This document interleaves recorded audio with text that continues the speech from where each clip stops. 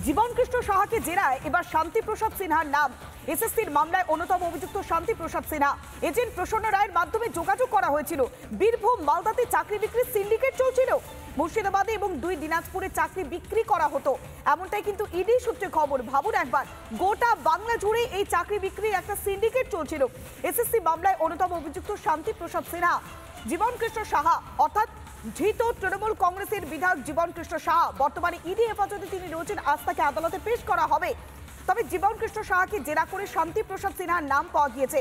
তদন্তকারীদের বিভ্রান্ত করার চেষ্টা করছেন এই জীবনকৃষ্ণ সাহা। এর আগে আমরা দেখেছিলাম যখন তাকে সিবিআই গ্রেপ্তার করতে গিয়েছিল তখন মোবাইল ছুঁড়ে ফেলেছিল, আর এবারও মোবাইল ছুঁড়ে ফেলার চেষ্টা করেছিল।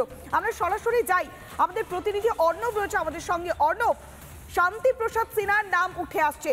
জীবনকৃষ্ণ সাহা একাধিক জায়গা অসঙ্গতি তৈরি করেছে, তাহলে কি এবার শান্তিপ্রসাদ সিনহার নামটা প্রকাশ করাটা কি তার গিমিক, তার একটা কৌশল?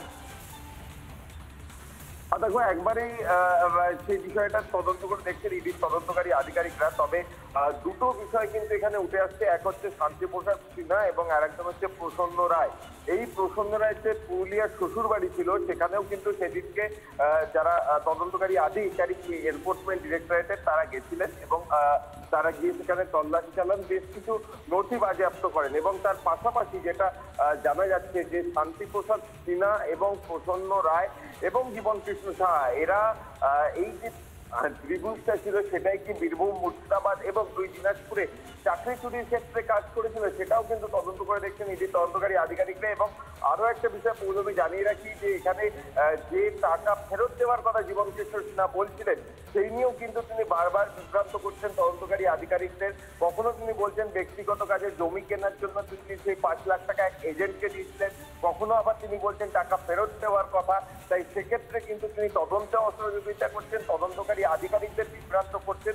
তাই আজকে তাকে কোর্টে তোলা হবে এবং তোলবার পর ফের কিন্তু তাকে রিমান্ডে চাইবে এনফোর্সমেন্ট ডিরেক্টরেটের আধিকারিকরা। এবং যে এজেন্টকে তিনি 5 লাখ টাকা দিয়েছিলেন তারও কিন্তু খোঁজ ইতিমধ্যেই শুরু করেছে কেন্দ্রীয় তদন্তকারী সংস্থা, কারণ তার ব্যাংক ডিটেলসও এসেছে ইডির হাতে এবং প্রয়োজনে কিন্তু তাকেও ডেকে জিজ্ঞাসাবাদ করা হবে, এমনটাই কিন্তু খবর ইডি সূত্রে। বেশ, অনেক ধন্যবাদ। আমরা কথা বললাম প্রতিনিধি অর্ণবের সঙ্গে।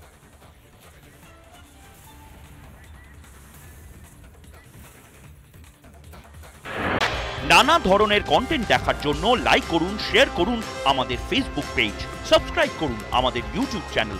পাশাপাশি অন্যান্য ব্রেকিং নিউজের জন্য অবশ্যই চোখ রাখুন রিপাবলিক বাংলায়।